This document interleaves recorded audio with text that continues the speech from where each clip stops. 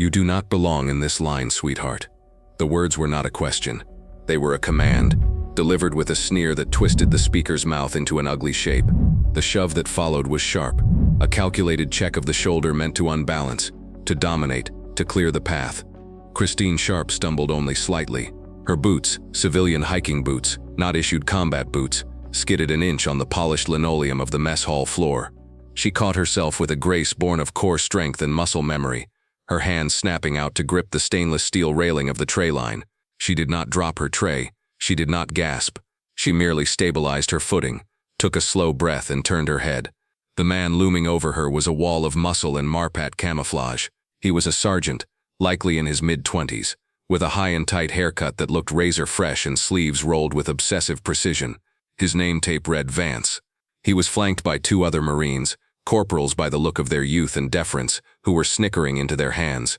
"This is a chow hall for Marines," Vance said, stepping into her personal space. His voice was pitched loud enough to carry over the din of clattering silverware and low conversation. He wanted an audience. He wanted a show, not for dependents, not for lost civilians, and definitely not for someone who looks like she got lost on the way to the mall. Christine looked at him. She was wearing a royal blue moisture-wicking top, long-sleeved and fitted, the kind one wore for a long run on a chilly morning. Her long blonde hair was pulled back in a practical ponytail, but strands had escaped, framing a face that bore no makeup, only the flush of physical exertion and the calm, icy stare of someone who had seen things Sergeant Vance could not imagine. "Excuse me, Sergeant," Christine said. Her voice was low, devoid of fear. It was a flat, resonant tone that usually made people stop and listen. "I am in line for chow. The sign outside says all hands welcome until 1300. It is 12:45. Vance laughed, a harsh barking sound. He looked at his friends. "Did you hear that? She thinks she can quote the placard to me." He turned back to her, his chest puffed out, effectively blocking her access to the stack of plastic trays. "Listen, lady. I don't know who your husband is. I don't know if he's a staff sergeant or a lieutenant. Honestly, I don't care. But this line is for the working party coming off the range. We have been eating dust for 6 hours. You look like you've been eating bonbons. You can wait until the Marines are fed. Step aside." He moved to shove her again, physically using his chest to herd her away from the serving line. Christine planted her feet. She did not move.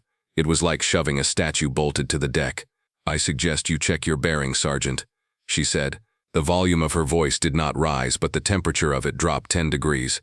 "You are making a scene, and you are violating the very discipline you claim to represent." Vance's face reddened. The quiet defiance insulted him more than a scream would have. A scream was weakness. Silence was a challenge. He leaned down, his face inches from hers. The smell of CLP gun oil and stale sweat rolled off him. "My bearing is fine," he spat. "My problem is civilians thinking they own the place because they married a uniform. Now move, or I will have the MPs escort you out for loitering and harassment." The mess hall had gone quiet in their immediate vicinity. Marines at nearby tables, mostly junior enlisted, heads shaved, eyes wide, paused with forks halfway to their mouths. It was the train wreck dynamic. Nobody wanted to watch, but nobody could look away. They saw a large, aggressive NCO bullying a woman in a blue shirt who looked barely older than 30, though her eyes looked ancient. They saw the disparity in size, they saw the injustice, but they also saw the stripes on Vance's collar. In the rigid hierarchy of the mess hall, intervening against a sergeant when you were a private first class was a good way to spend your weekend scrubbing dumpsters. So they watched. They shifted uncomfortably. They waited for her to break, to cry, to run away. She did none of those things. Christine simply adjusted her stance, widening her base. She looked past Vance, scanning the room, not for help, but assessing the environment. Her eyes tracked the exits, the spacing of the tables, the line of sight to the galley. It was a reflex, an old habit that never truly died. "You are blocking the line, Sergeant," she said. Vance grabbed a tray from the stack, aggressively snapping it off the pile, and shoved it toward her chest, stopping just short of hitting her. "Get lost. Go to the commissary if you're hungry. This is a place for warriors." The word hung in the air, heavy and misused. Warriors. For a split second, the fluorescent lights of the mess hall seemed to flicker in Christine's vision. The smell of industrial cleaner and Salisbury steak vanished, replaced by the copper tang of blood and the acrid scent of burning diesel. She wasn't in North Carolina anymore. She was in a dusty, sun-bleached courtyard in Ramadi. The heat was pressing down like a physical weight. She was looking at a young corporal, much younger than Vance, holding a pressure dressing against a femoral bleed, his hands slick and shaking. She remembered the sound of the incoming mortar, the whistle that cut through the prayer call. She remembered the calmness that had washed over her then, the absolute clarity of command when the world was falling apart. She remembered taking the radio, calling the 9-line medevac while returning fire with her M4, her voice steady enough to calm the men around her. The image flashed and vanished, lasting no longer than a heartbeat. It was a phantom limb of memory, triggered by the arrogance of a man who used the word warrior like a club rather than a burden. Christine blinked, the mess hall rushing back into focus. She looked at the tray hovering inches from her chest, then up at Vance's sneering face. "I am going to get my lunch," she said, her voice dropping an octave, taking on a timbre that vibrated with absolute authority. "And you are going to step aside. If you touch me again, Sergeant, the consequences will be severe." Vance blinked. He hadn't expected that tone. It sounded too much like his battalion commander. But he looked at her, the blonde ponytail, the blue athletic shirt, the lack of visible rank, and his bias overrode his instincts. "Is that a threat?" Vance stepped closer, towering over her. "You threatening a non-commissioned officer of the United States Marine Corps." "I am promising you, Sergeant. There is a difference." At a table near the drink dispensers about 20 feet away, Lance Corporal Diaz sat frozen. He was holding a half-eaten burger, his eyes locked on the confrontation. He had been watching from the beginning, feeling that sick knot of second-hand embarrassment and anger. He hated Vance. Everyone in the platoon hated Vance. He was the kind of leader who confused cruelty with strength, who smoked the Joes for minor infractions while skating on his own duties. But Diaz wasn't looking at Vance. He was looking at the woman. He had seen her before. Not here, not in person. He squinted, trying to place the face. The long blonde hair threw him off. In the picture he had seen, her hair had been pulled back into a tight regulation bun hidden under a cover. But the profile was identical. The way she held her chin, the terrifying stillness of her posture. He looked at the wall near the entrance of the mess hall where the chain of command photos were usually displayed. They weren't visible from here. But he remembered the induction brief he'd sat through 3 days ago. The slideshow, the history of the unit. His eyes widened. He dropped his burger. It hit the plastic tray with a dull thud. "Holy smoke," he whispered. His buddy, a private first class named Jenkins, nudged him. "What? You know her? Is she Vance's ex or something?" Diaz shook his head frantically. No, man. Look at her wrist." Jenkins squinted. "What? She's wearing a watch." "Not the watch," Diaz hissed. "The bracelet. The black metal one." Jenkins looked closer. The woman in the royal blue shirt had a simple black memorial band on her right wrist. It was scuffed, worn down to the silver metal on the edges. "So, lots of people wear KIA bracelets," Jenkins said. Diaz was already scrambling out of his chair. He grabbed his tray, dumped it into the trash with a crash, and didn't bother to stack it. He just needed to get away from the blast radius. "Where are you going?" Jenkins asked, confused.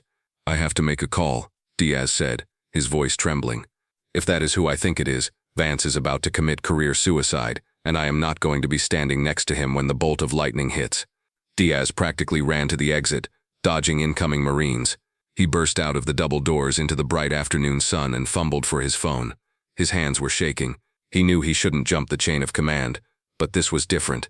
This was an emergency. He dialed the number for the staff duty officer at Battalion HQ.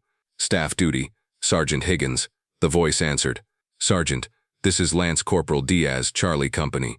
You need to get the Sergeant Major down to the mess hall. Now." "Whoa, slow down, Diaz. What's going on? A fight?" "Not yet," Diaz said, pacing in a tight circle on the concrete. "But Sergeant Vance is currently physically blocking a woman from the chow line.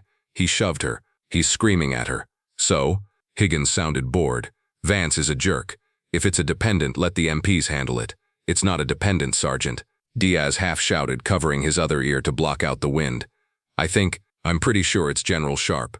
There was a long silence on the other end of the line. The kind of silence where you can hear the hum of the electronics. "Say again, Lance Corporal." "General Sharp," Diaz repeated. "Christine Sharp. The new deputy commanding general for the entire installation. I saw her picture in the welcome brief. She's in civvies. She's wearing a blue running shirt. Vance thinks she's a spouse. He just told her to get lost." The sound of a chair scraping violently against the floor came through the phone. "Are you sure, Diaz?" Higgins' voice had jumped an octave. "If you are wrong about this, I'm looking through the window right now," Diaz said, pressing his face to the glass. She's standing at parade rest, basically. She hasn't moved. Vance is poking her in the shoulder. Sergeant, you need to get here. I'm alerting the CO. Stay on the line. No, hang up. I'm moving. The line went dead. Back inside the mess hall, the tension had stretched to the breaking point. Vance had not backed down. If anything, the lack of reaction from the woman had infuriated him further. He felt foolish standing there, yelling at a wall of calm, and his ego demanded a victory. I'm done asking. Vance growled. He gestured to the two corporals behind him. Escort this civilian out of the building. If she resists, detain her for the MPs. The two corporals exchanged a nervous glance. They were younger, less invested in Vance's power trip, and something about the woman's eyes made their stomachs turn. Sergeant, maybe we should just let her eat. One of them mumbled. I gave you a direct order, Vance snapped, not looking at them. Get her out of my face. One of the corporals hesitantly stepped forward. Ma'am, please, just go. We don't want any trouble. Christine looked at the young corporal. Her expression softened, just a fraction. It was the look a mother gives a child who is about to touch a hot stove. Do not touch me, corporal, she said softly. You are following an unlawful order. Stand down. The authority in her voice froze the corporal in his tracks. He looked at Vance, then back at her, paralyzed.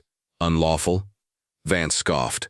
He stepped around the corporal, his patience exhausted. I decide what's lawful in my sector, lady. He reached out, grabbing her upper arm with a grip meant to bruise. The reaction was instantaneous. Christine did not strike him. She did not throw him over her hip.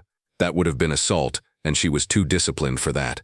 Instead, she performed a small, precise rotation of her arm, leveraging the mechanics of his grip against his thumb. It was a joint lock technique, executed with minimal effort but maximum torque. Vance yelped, his grip breaking instantly. He stumbled back, clutching his hand. You assaulted me, he shouted, his face turning a mottled purple. That's assault on a federal officer. I removed your hand from my person. Christine corrected him, smoothing the sleeve of her royal blue top. You initiated physical contact.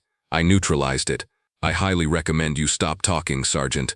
You are digging a hole that you will not be able to climb out of. I'm having you arrested. Vance screamed, pointing a finger at her.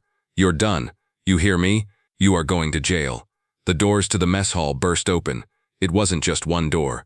The main entrance, the side exit, the galley loading dock. Suddenly, the ambient noise of the mess hall, the chewing, the talking, the clattering, died instantly. Through the main doors strode a phalanx of Marines.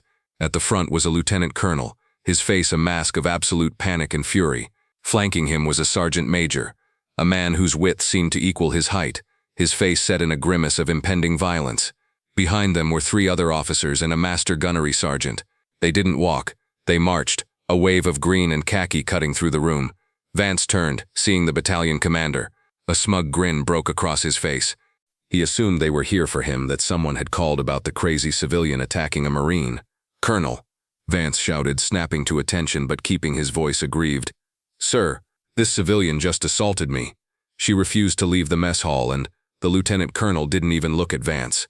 He walked right past him, the wind of his passage rustling Vance's uniform. The sergeant major, however, did stop. He stopped inches from Vance's nose. Shut your mouth, Sergeant, the sergeant major hissed. The sound was like a tire blowing out. If you say one more word, I will personally weld your mouth shut. Vance froze, his eyes bulging. What? The lieutenant colonel stopped 3 feet in front of Christine. He took a breath, squared his shoulders and snapped a salute so sharp it vibrated. The sergeant major turned from Vance and saluted. The 3 officers behind them saluted. The master gunnery sergeant saluted. The entire room, seeing the battalion commander saluting a woman in a blue t-shirt and hiking boots, fell into a stunned, breathless silence. Chairs scraped as Marines realized something massive was happening. Instinctively, every Marine in the line of sight stood up and snapped to attention, even if they didn't know why. Good afternoon, General, the lieutenant colonel said, his voice ringing clearly in the dead silence. My humblest apologies for the delay. We were not aware you were conducting an inspection of the facilities today. Christine Sharp stood there, surrounded by the high brass of the battalion. She looked at the lieutenant colonel, then slowly returned the salute. Her motion was casual but perfect, the muscle memory of 20 years. She lowered her hand. I wasn't conducting an inspection, Colonel, she said. Her voice was conversational, yet it carried to the back of the room. I was attempting to get lunch. I just finished a 10-mile ruck on the perimeter trail and wanted a salad. However, it seems my presence was objectionable to some of your NCOs. She turned her head slowly, her blue eyes locking onto Sergeant Vance. Vance was pale. Not just white. He looked like the blood had been drained from his body with a pump. His mouth opened and closed like a fish on a dock. His hands were trembling at his sides. "General?" he whispered. The word barely had enough air to exist. Christine took a step toward him. The lieutenant colonel and sergeant major stepped aside, clearing the path. "Brigadier General Christine Sharp," she said, "assuming command of the installation as of 0800 tomorrow. But today I am just a Marine trying to eat." She looked at Vance's name tape. "Sergeant Vance," she read aloud. "Yes, ma'am. General, ma'am," Vance stammered. "You told me that this mess hall was for warriors," Christine said. I didn't know. That is not the point, Sergeant," she cut him off. "It does not matter if I was a general, a private, a spouse, or a contractor. You treated a human being with contempt because you thought you had the power to do so. You used your rank as a bludgeon. You confused bullying with leadership." She gestured to the room around them. "Look at these Marines, Sergeant. They are watching you. They are learning from you. And what did you teach them today? Did you teach them honor? Did you teach them courage? Or did you teach them that the strong should prey on the weak?" Vance looked down at his boots. The shame was radiating off him in waves. "Look at me," Christine ordered. Vance snapped his head up, tears of humiliation welling in his eyes. "There was a time," she said, her voice softening slightly, becoming less of a hammer and more of a knife, "in a place called Sanguin. I was a captain then. We were clearing routes. It was hot, dusty, and miserable. We had a corporal who acted just like you. He thought he was God's gift to the Corps. He treated the locals like dirt. He treated his juniors like servants." She paused, letting the story settle over the room. "When we took fire, when the ambush hit, that corporal froze. He was so used to being the bully that when he met someone bigger and meaner than him, he crumbled. It was his juniors, the ones he tormented, who pulled him out of the kill zone. They saved his life not because he deserved it, but because they were Marines." She stepped closer, her voice barely a whisper now, intended only for him. "You are wearing the same uniform they wore. You are wearing the eagle, globe, and anchor. Do not tarnish it with your arrogance. A uniform doesn't make you a warrior, Sergeant. Character does. And right now your character is out of uniform." She held his gaze for a long, agonizing moment. Then she stepped back. "Sergeant Major," Christine said, turning to the senior enlisted advisor. The Sergeant Major snapped to attention. "Yes, General. Please ensure Sergeant Vance receives remedial training on the core values. And I believe he has a lot of energy to burn. Perhaps he can assist the mess duty crew. I noticed the pots in the scullery look like they could use a very thorough scrub." Aye, General. Consider it done." The Sergeant Major glared at Vance. "You heard the General. Get to the scullery. Move." Vance didn't hesitate. He practically sprinted away, vanishing into the steamy depths of the kitchen, desperate to escape the hundreds of eyes bore into him. Christine turned back to the lieutenant colonel. "Colonel, I'm sorry to disrupt your chow," she said, her tone returning to a polite, professional cadence. "Not at all, General," the colonel said, wiping sweat from his forehead. "Would you like to join us at the command table?" Christine looked at her empty tray.